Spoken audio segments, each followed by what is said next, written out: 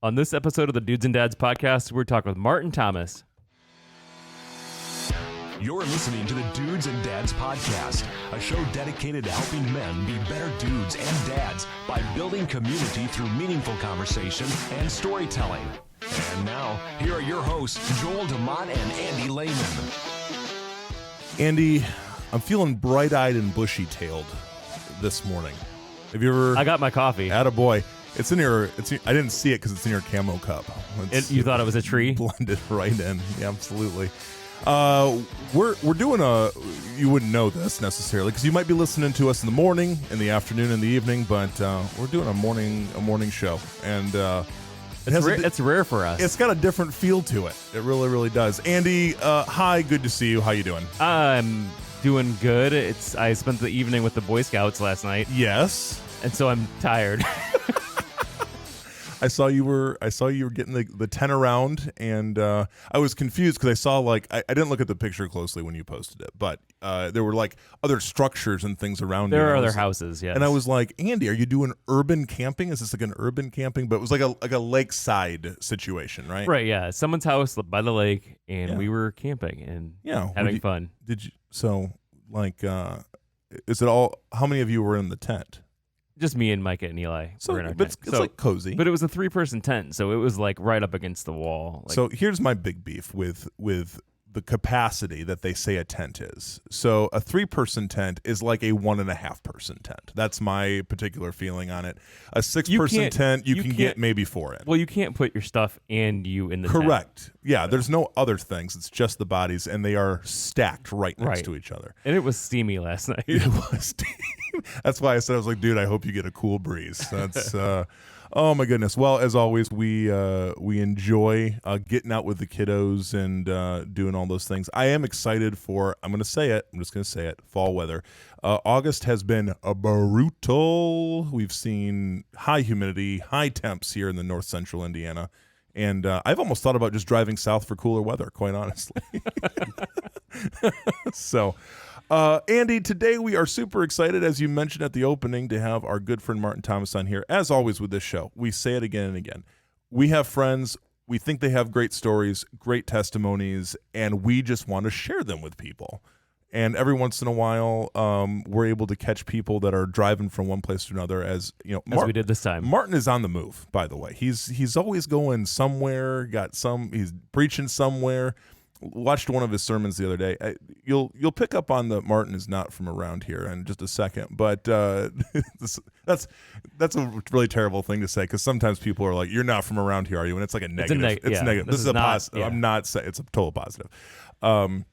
But I watched one of Martin's sermons the other day, and I just got to say that I just found myself just saying amen a lot. Just I was by myself, so that was really, but loudly, yelling at my screen, preach amen, amen. It was wonderful. It was wonderful. So Martin's obviously he's a multi-talented guy. But I want you to, introduce our friend Andy. Tell the people, welcome him, and let's get talking. Absolutely. But first, I want to remind you that this episode is sponsored by Concrete Barber, who has high quality hair products. High quality. As we mentioned last time on the show, my son just got some products, and it's making him look He's sweet. Looking suave. Yeah, absolutely. He's looking put together. Not only that, dude, you can book him online at concretebarber.com. Yeah, he's on the Facebook. He's on the Instagram. Follow the social media, Concrete Barber. Let me just tell you, you're like, what? How exciting could the social media account be of a barber? And let me just tell you, it's an art. It's super cool to watch what he does. And he's got some fun stuff on there every once in a while too. So DJ, we love you. We thank you for your support. Guys, get on the stick. You've been going to some I don't know, supercuts, no offense, supercuts. You've been scheduling your appointment for a 15-minute haircut, and you're coming out looking maybe even worse than you did before you went in. Get to a barber. Get to the barber. Concrete Barber. Nicely done. Well done. We're on top of this ad. Well, as I mentioned at the beginning of the show, today we have Martin Thomas with us. Martin, I was introduced to Martin here through our church. He's friends with one of the people that go here, Danny Yoder, Danny and Pat. And he has come and spoke at our church quite a bit, and I've heard his story, and Joel and I both have said we need to get you on the show. So Martin, welcome to the show here. Good to be here today. I should tell you, by the way, that camping was originally started by an organization that was designed to make sure bears are fed. And so this is why you can't get your thing tense. It's a whole big thing, you know. That sounds like city folk talking right there. Yeah, absolutely. It's like a boxed meal, really. It's like a packaged in. It makes sense. I'll take a number one with Coke, please. That's right. Yes. Martin, we just so appreciate you coming on and really want to just share your story and share what your organization is all about. But really, I guess first and foremost, tell us about your organization. Tell us about what you guys do, and then I want to go to your own personal story of how you kind of found yourself doing what you're doing and serving in the way you're serving now. So.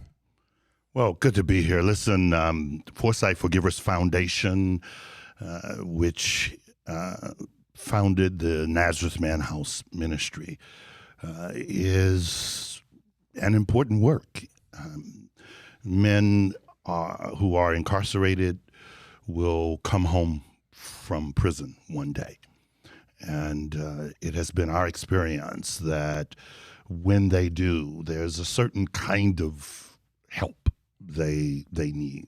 And I don't like to suggest that we've got all the answers. I do want to make sure that I say we have some. We have some of the answers to fill in some of the voids that deal with why people get out and go back. And so we are set up for the purpose of helping guys to just not go back to prison again. And it's an important work in the world. So you've got an actual home and working on a second home. So one in Indianapolis, and then the other that is in process is up here closer to us in South Bend. That's right. And so with the Indianapolis house, before we go to your own story, what happens at that house? How many guys are there? What is the house? How is the house, generally speaking, used for the purpose that you've kind of laid out? So the ministry is kind of evolving. It's finally, I think, reaching some of the plateaus that'll make it more functional. Originally, we had the house set up to receive 16 guys.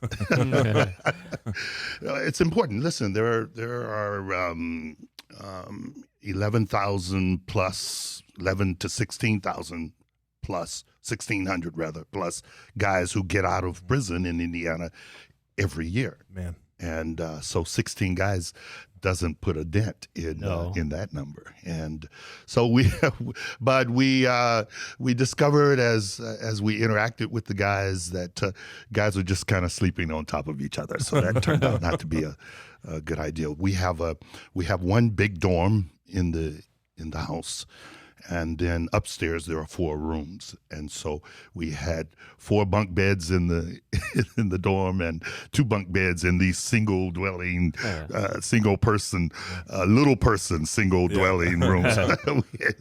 So over time we went from 16 to 12 down to 10. And it looks like we're going to settle somewhere between 10 and 8 guys. That the idea is not for the guys to come and go, but to come and stay.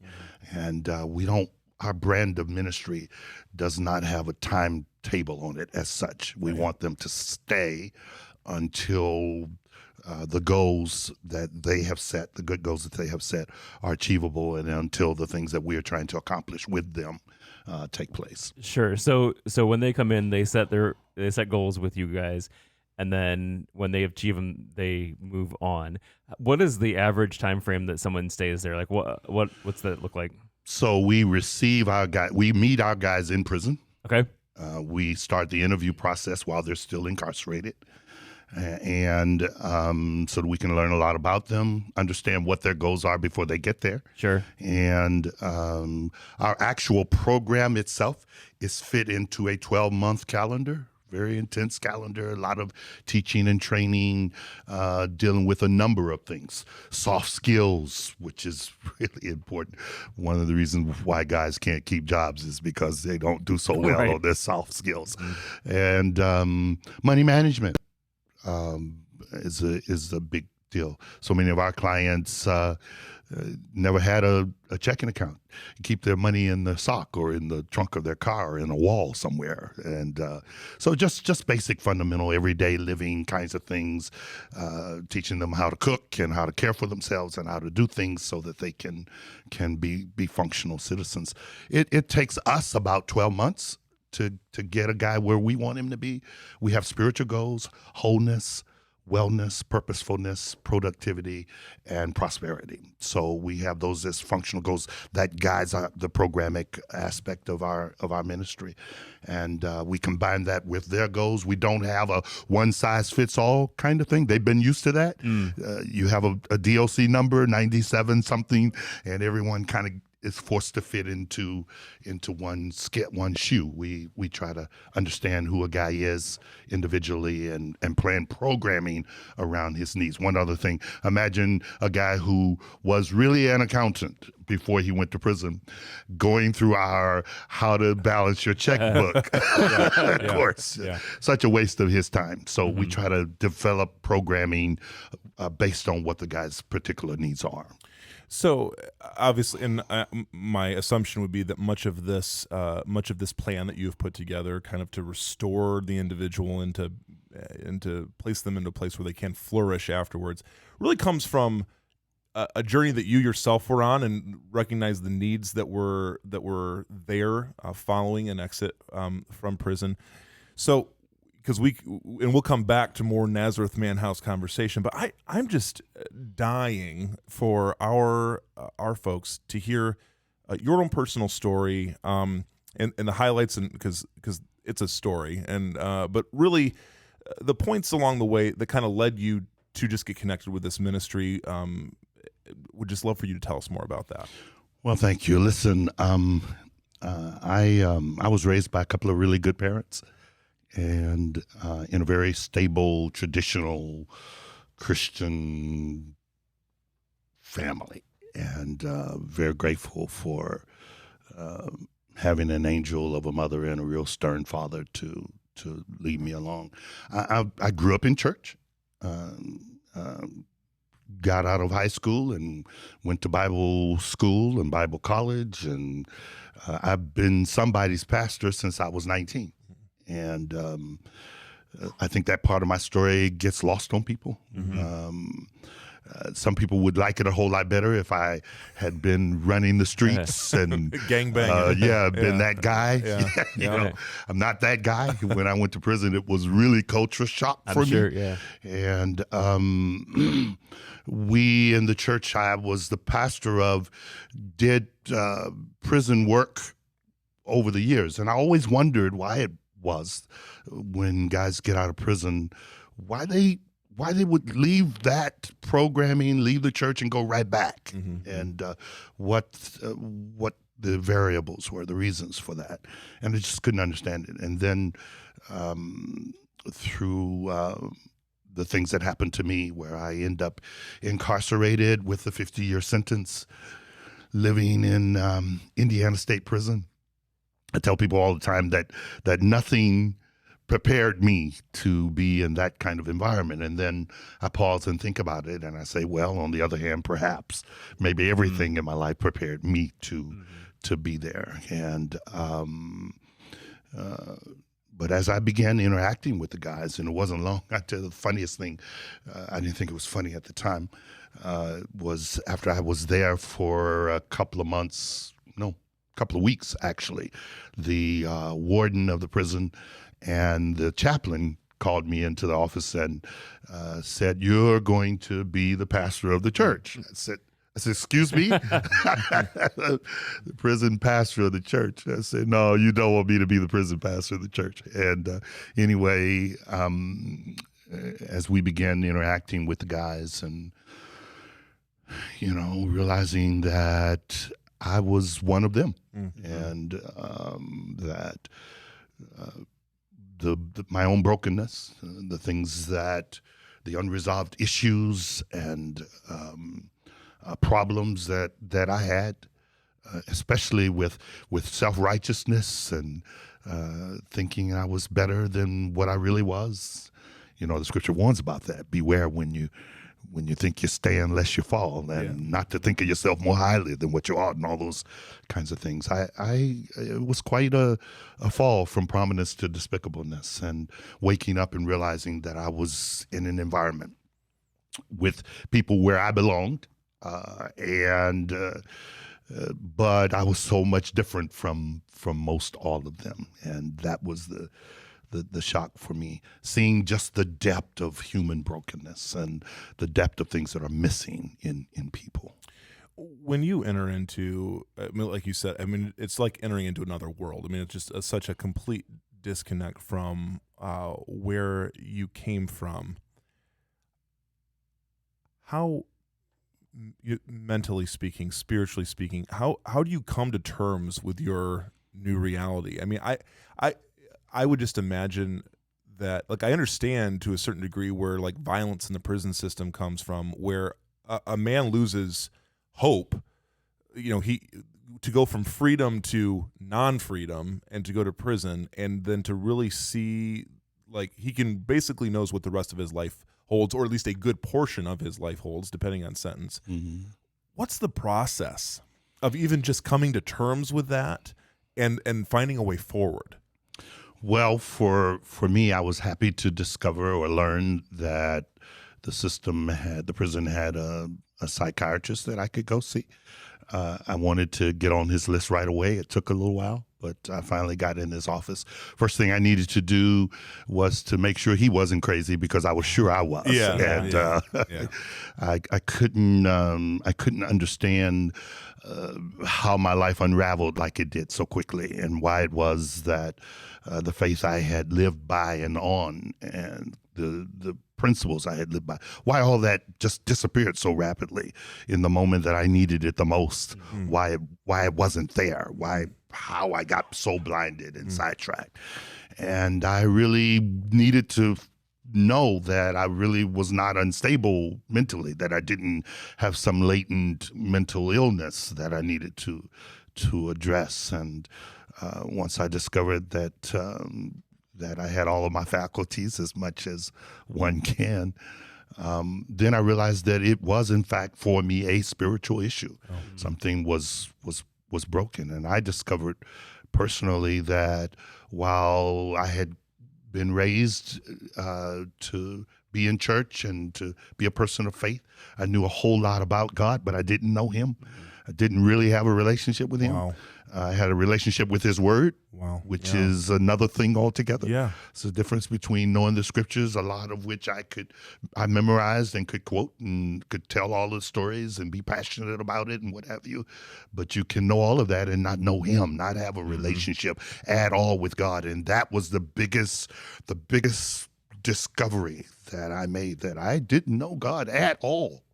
And then I wondered if he knew me. He does say, I never knew you, and so what a place to learn that, in prison. Like, I can see maybe having to come to terms with that, in a, like, right. You go to one church service one day and you wake up and you're like, oh, I don't know God the way I thought that I knew him. But then I have the freedom and resources maybe in the community to, like, figure that out. But here you are in prison coming to terms with that.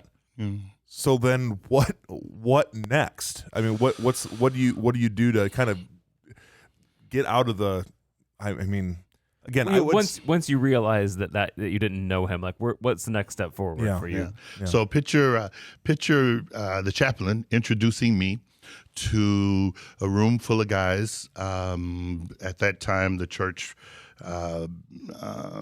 held, so every denomination that's Christian is a part of the prison church. So you go into the chapel, and if there's a small group of Baptists, they're sitting over there, and a small group of Jehovah's Witnesses over there, and Seventh-day Adventists, they're there. And so you know, in this church building, there's 8, 9, 10 different groups of people who are literally sitting together, but they're all members of this one church. And I'm their new pastor. And imagine they didn't get to vote on me or hire me or interview me or anything. The chaplain said, this is Martin Thomas, and he's the pastor. And you can just imagine the guys looking at one another like, you know, guys putting their heads down and what have you. They immediately wanted to know what I believe, what church I was a member of. You know, are you in our group or their group or that group or this group? And so I had to tear all of that down. I think the good thing for me is that I didn't know God. I knew a lot about him. I believed in him. There was no question in my mind, but that God lives and rules and reigns supreme in the world. And that he was involved in what was happening with me. And so that first Sunday I got up and I said to the guys, I told them frankly, explained to them who I was and what my background was and how much it did not keep me from being here with you and how unprepared I was to deal with them. And I invited them to take a journey with me. I rested on the promise that God said, if you seek me, you will find me. And I helped them to appreciate my faith in the fact that God is not playing hide and seek with any of us, that he wants to be found, and that there is a process for doing that. And so we started in Genesis. Most of the guys had never read a Bible, touched one, been in church, etc. And other than when they were in prison. And so it was good for me because now every week I had to get up before the church. I had to talk about a God that I was trying to find, and the messages were very open and very transparent and very honest and probing. And fortunately, I had all of the tools for study, for research, for a lot of knowledge. Dots needed to be connected, and so it took a while. It took a while for me to find him, and but I was convinced that there's a story where Gideon is being called by God, and God calls him to come into his service, and Gideon says to God, if God is with us, then where are the miracles? You know, where is he? How do I identify God in my life here under these circumstances? And this is the thing that we had to discover in the prison environment. Most of the guys are not there for a short visit. So 50 years at Indiana State Prison was a short visit. Wow. Golly. So most of the guys are there for the rest of their life. Wow. And many of them are young, you know, teenagers, 20s, early 20s, 30s. And I met a guy when I got there who had been there 2 years before I was born. Wow. Wow. So that really puts it in perspective. Yeah. So it's a different kind of world, but the longing for God is strong. Yeah. And so I was in, to answer your question more specifically, I was in a good place to have to get on this journey, because I knew when I found God and these things I had preached about and talked about over the years, when these things became a reality in my life, finally. Yeah. I wasn't just talking about it, but I was actually experiencing it and living it and helping other people to do that, to take that journey with me. Then, this best church experience, best Christian experience, best faith-building experience I have ever had in my life. Amazing. How long did you serve in that role? 21 years. My goodness. Wow. So really for the entire duration of your time? Yeah. So you were at Indiana State for? About 14 of those years, okay. 12. Okay. 12, 14. And then at Miami Correctional Facility, and then when I got down to the last couple of years at IREF. Okay. Yeah. So you had a 50-year sentence, and you obviously, because we're talking to you right now, did not serve the entirety of that. What were the circumstances? How does that happen? You'd be surprised to know, and I didn't know either. In fact, my first big break, my first big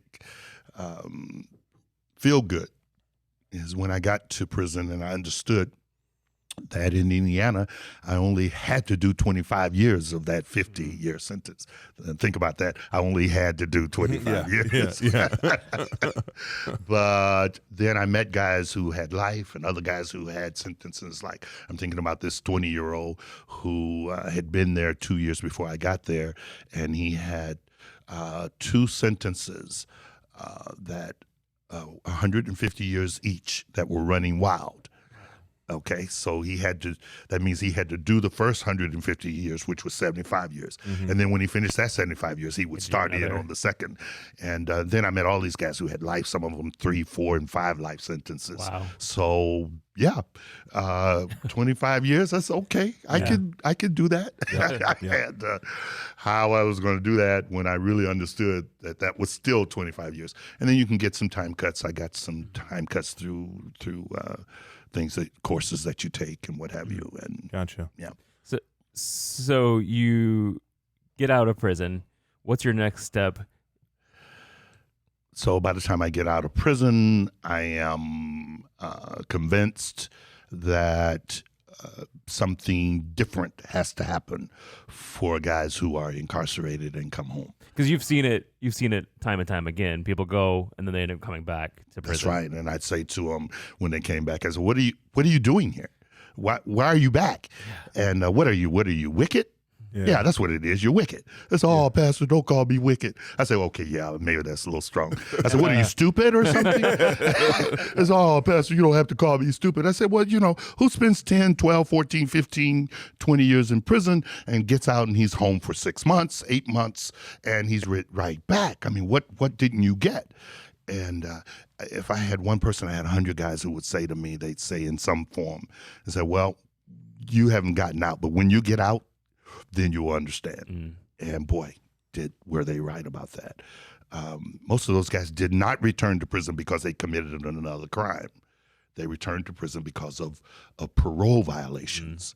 And that covers a whole gamut of interesting things that perhaps need to be addressed and looked at and what have you. I was fortunate to have a really good parole officer, so praise God for that. But so I was convinced that something different had to be done, and the Nazareth Man House is what that is. This program, fortunately, most of it was written and implemented inside of prison before I came home, and it's something different needs to happen to keep guys from returning back to their former life and former self. So you were really the vision for this was really birthed even during your time within prison walls, and as you're seeing the need and moving forward with all of that.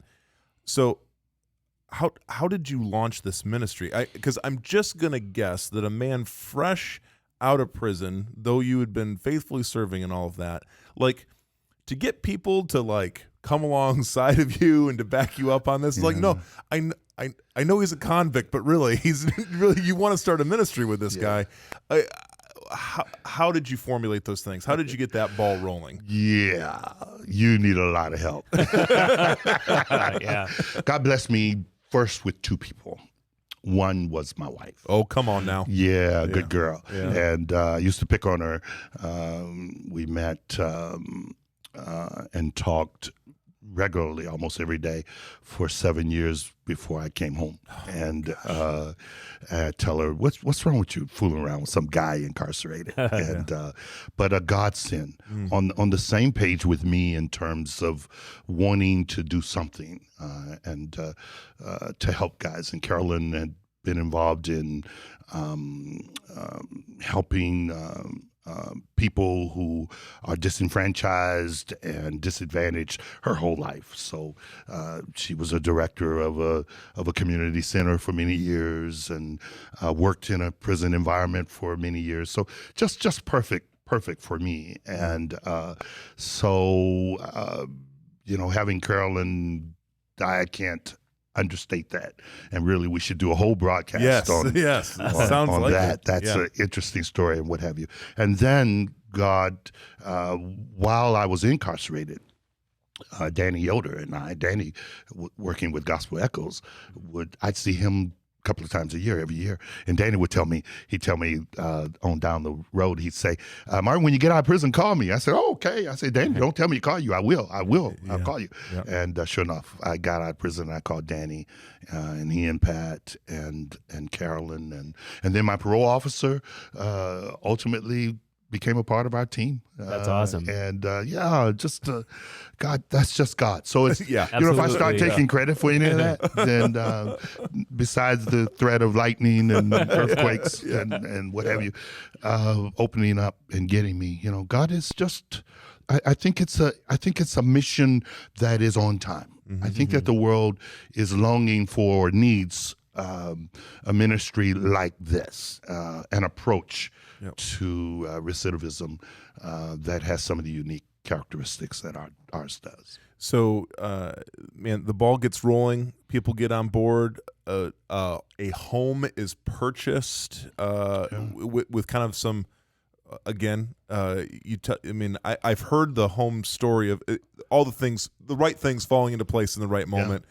Clearly, a supernatural. Nobody but God could do that event. And a few Amish friends who come alongside of us. Yep. A whole lot of Mennonite friends, and who get behind us and with us. And I purchased this house without money, without credit, without ability to pay, and 5 months to pay it off. And God, no pressure. God just fixes all of that. And then one day I meet a really good guy up in Kidron, Ohio, Stephen, at the Ivana conference, and he introduces me to an Amish guy in Napanee who comes down with three or four of his brothers. They look over the house. They look over me. And wow, just 10 weeks, the house is remodeled and renovated, and it's just amazing. That is really amazing. That's Kingdom of God work there. And again, just the motley crew that y'all have that have put this thing together. I mean, that is a testament to bringing people from different backgrounds and certainly different life experiences together for this very timely purpose. Yeah. And that's what one of the things. I mean, it always amazes me just when I hear those sort of stories because it's not something you could have dreamed up on your own, and yet here you are. Yeah, you can't explain it. Yeah. But the good thing is that you can't explain it away, and you can't redefine it. It is clearly an act of God with the people of God who recognize a work that is credible and who want to sow into that field. At the beginning of our broadcast, we did just mention, that there is the house in Indianapolis, but then there is a work in progress here in South Bend. What are your hopes for that South Bend house? I know things have kind of evolved as they have with this ministry and the needs. What do you guys see as next steps? What are you hoping for? What are you trying to figure out at this time? Well, the need for our brand of ministry is great, and so we have our long-term goals calls for us to have 4 houses in Indianapolis. Okay, and that just barely touches the surface of what might be needed. Yeah. Then the house in South Bend was gifted to us, and all of a sudden, we have a house in South Bend, and it's a beautiful house. It needs some remodeling done to it, not nearly in the shape that the house in that Indianapolis was in when we were working on it. And so South Bend is a college town, so there are a lot of little variables that we have to consider about our ministry in a neighborhood. The house in Annapolis is actually in a business district. Okay. And the house in South Bend is dead smack in the middle of a neighborhood. And so we need to be very careful about our approach to ministry there. But our goals remain the same. Okay. Broken people, disenfranchised people need to be whole, spirit, mind, and body. They need to be well. They need to be purposeful and productive and prosperous. And so whatever the specifics are for that house, those guiding principles will be what propels it forward. Do you see, and I wonder, with the South Bend house, would you see ex-inmates coming? Are you thinking regionally, like, okay, inmates from this area would probably come to the South Bend house versus what the folks that are coming to Indianapolis? I just try to like translate to like ministry areas or how you guys are thinking about that, or might they just come from anywhere? I don't know how you guys have thought about that. So we talk a lot about Nazareth Man House.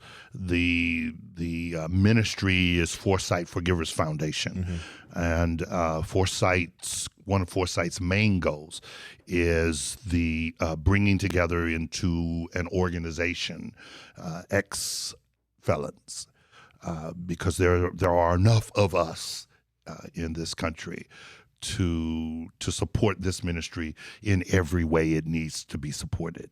And certainly when one has had that kind of experience, then he or she is an invaluable asset for helping others who have yet to get out of prison, and also to be involved in our preventive care ministry. We talk about the houses, but we have quite an extensive ministry in Indianapolis with men who don't live in the house, but who are participating in our ministry. Gotcha.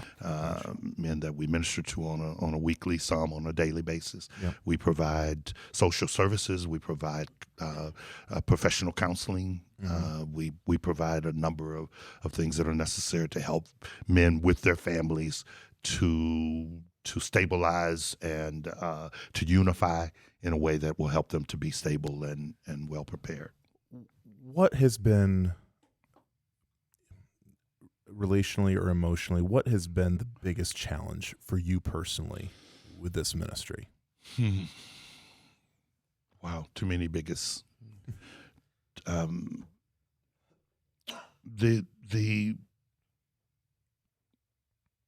and challenges are both positive and negative. It's a challenge to realize how hard it is to help men to stay where they need to be. You can what's the old expression? You can lead a horse to water. By the way, a guy told me recently that that's really actually true. Yeah. That you could stick a horse's head in water if you could manage to do it, and he just drowned before he drinks. And so often we want guys to succeed more than they want to, and so that's the challenge, and especially for some guys, those who have drug dependencies and sexual addictions are the most difficult to work with. So that's the huge challenge. The other challenge is getting God's people to recognize that this is good soil. It's a recognition that ex-felons are the ones who can probably have, I won't say the largest, but a large part of the positive impact on helping others who are at risk. And so just having the support that we need is huge. I to touch on something that you said there, there is something significant, I think, and this is a problem myself coming from, again, grew up in a Christian home. I don't remember a time when I wasn't following Jesus. It was on my mama's lap at age 3, praying the prayer or whatever. And then there's been, kind of milestones along the way in development. But having a sense of really coming to terms with what you're being saved from. like in understanding that. I think that's like if it's just been cultural Christianity or whatever for you, that you just gets lost. You're like, yeah, I'm this person of faith because like that's what I should do, and I recognize the truth behind this, and and again to your point of like knowing a lot about God or whatever, but like the actual knowing Him. I wonder if from the perspective of someone who has been an inmate who understands freedom and lack of freedom, if there's not just a greater insight and potential for someone that comes out of that to like have a larger understanding of freedom, particularly as God would like to offer them that freedom, and then if so, the potential that person has, to your point, of really opening the eyes of a lot of other people. Does that make sense? I mean, I think so. Yeah. Yeah. Paul says, "For freedom, Christ has set you free." Yeah. And stand fast in it. Don't let your freedom slip away from you. And I think those who are raised in church, who have been raised to have good core values and principles that they just live by and grow their families up in and grow old and die in, might not fully appreciate how good it really is. And if you've never really, not that people who grow up in church are perfect. Every guy would be the first to say, "Oh no, I'm a long ways from that." And if he doesn't say it, just ask his wife, and she'll tell him right away. Absolutely, he's not. We all have imperfections, but boy, when you lose your freedom, when you lose your rights, when you have a chance to really see how good it really is, and how important it is. So you mentioned getting people involved. We've got people from all walks of life, from Goshen area, from all across the country that listen to this podcast. What are some practical ways that they can get involved with the ministry of the Nazareth Man House? Well, they can meet us at Clinton Frame on September the 10th, Good by the plug. way, at Well 6:30. done. Yeah. And come hear about our ministry firsthand if they're in this area. Come see some of the people who have been and are being served in our ministry, and bring a checkbook with us, because the bottom line is that this is a good work and it needs money. Last year and a half were disastrous. Yeah. God has kept us, and He has to, and we're not able to keep ourselves, but. Yeah, so that's one way. They can go on our website at www.foresightforgivers.org and learn about our ministry. They can come to the house in Indianapolis at 2862 South Holt Road and visit us and see us there and see us in action. Seeing is believing, and so we invite people to do that. They can call us. Awesome. They're any number of ways that people can get involved, and by all means, they can pray for us. Yep. We need to have people having conversations with God about this work and this ministry, and if you're looking for good soil to sow in, this is good soil. Mm-hmm. And we will be sure, obviously, to put all that information, all with Nazareth Man House and Foresight, all of their information will be in our show notes on the website that you can see over at dudesandadspodcast.com. And we'll definitely be sure to connect people. Andy and I again, we've just seen, we believe in what is going on here. It's interesting. We strangely enough, and when you kind of think about it, have a lot of connections to prison ministry with people that we've had on the show and conversations that we've had.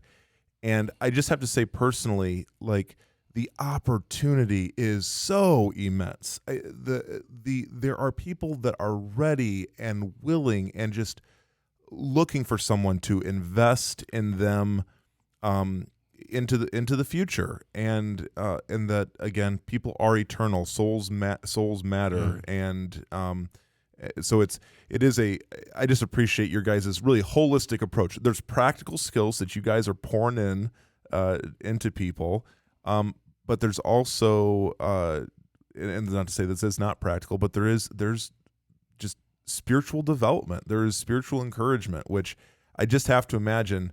Because once you get out of the walls, the battle is not, as you've said, the battle is not over. There is a long, long road to hoe for so many folks. And I would even imagine, which we haven't even, touched on, but just reconciliation with their family. Sure. Those things, because eventually they're going to be with that family or try to be with that family to some degree. So many obstacles to overcome. But again, if as people of faith, like we believe that like all those things are, they can be overcome, and we want to pour that kind of encouragement into people. Well, we have good friends in Clinton Frame and brothers and sisters in churches in northern Indiana and who love the Lord, who love the guys, who love this cause, who are committed to it. Good friends in Ohio and other places, and I think one of the things to remember, despite the high recidivism rate in this state and in states across the country, is that most guys get out of prison want to do better. Mm-hmm. And almost to a man, the guys who are churched or discipled on some level while incarcerated get out wanting to do better. Yep. And they can. I am not an anomaly in that regard. Guys can do better. They just need help. And the kind of help that they need cost. And we've started our for-profit business doing landscaping and janitorial service and what have you. Our goal is to make sure when they get out, we can provide them with a job right away. That way we can control not only their schedule, but help them to control their funds and what have you. And most guys can make it. They just need help to do it. Martin, we can't say it enough. Thank you for being here with us. We hope and pray, and we'll continue as we share all of this, that the right provision will come. There are many practical needs in that area, but we're just grateful for the ministry investing in, as you've said, good soil, because it is just that, and it also by seeing the outcomes, the positive outcomes, because there's just a lot of good stories. It'll give you a shot in the arm for faith to see that what God can do in someone's life and Amen. Take them from a place of desperation to a place of real hope. So, as always, Martin, we can't let any of our guests get off of this show without introducing them to a little bit of fun. So here we go, Andy. Now it's time for the Dudes and Dads Pop Quiz. All right, so the pop quiz today. No, actually, we had Reagan in studio. I should have had her do that one live. Oh, Reagan could have done that one live. Actually, hey Reagan, come over here real quick. Yeah, come over here, and you can say the thing that you're supposed to say for the Dudes and Dads Pop Quiz. Now it's time for the Dudes and Dads Pop Quiz. Nailed it. Okay, good job. We got it live. Good. All right, so I'm going to start with so here we've got our deck of questions, and as we always like to say, we have no idea what questions we're going to have to ask, so it's just as much a surprise to us as it is. Some of these questions, I got a card the other day. I was like, I'm not asking. Yeah, you threw that because it was bad. It was hard. So, okay, so I'll pick my first card. Martin, here we go. When you think about success, who comes to your mind and why? When I think about success, who comes to my mind and why? Yes. Well, Jesus, of course. Oh, good answer. Jesus comes to my mind. He is, he never attended college, never traveled more than 100 miles from the place that he was born, never wrote a book, never wrote a song, didn't do any of the things that we would say would qualify him to be successful. And yet more colleges, more songs, more books have been written about him. What a guy to follow, Jesus Christ. Come on now. Awesome. All right. So this question is, what is something you like that most people don't like? What is something I like that most people don't like? I like most people. I don't know most people. Most people. Listen, I don't know. I'm just a regular guy. I'm a regular dude. Any weird food that you're into? No, I don't want coon and stuff like that. And Of all the things he could have mentioned, that was the one. I like most things that people like. I don't know. Okay. All right. Okay. Let's see here. What do you value most in your friends? In my friends, I value the level of loyalty that I give. I think that when you call someone a friend, that's saying a handful. So loyalty. All right. What's the favorite thing that you've bought this year? The favorite thing that I bought this year that got me out of a whole lot of trouble with my wife after us being together all of these years was a wedding ring. Oh, boy. There we go. Yeah. Oh, yes. I don't know how to top that one. I got her a wedding ring. Beautiful. Martin, because it's not the ring.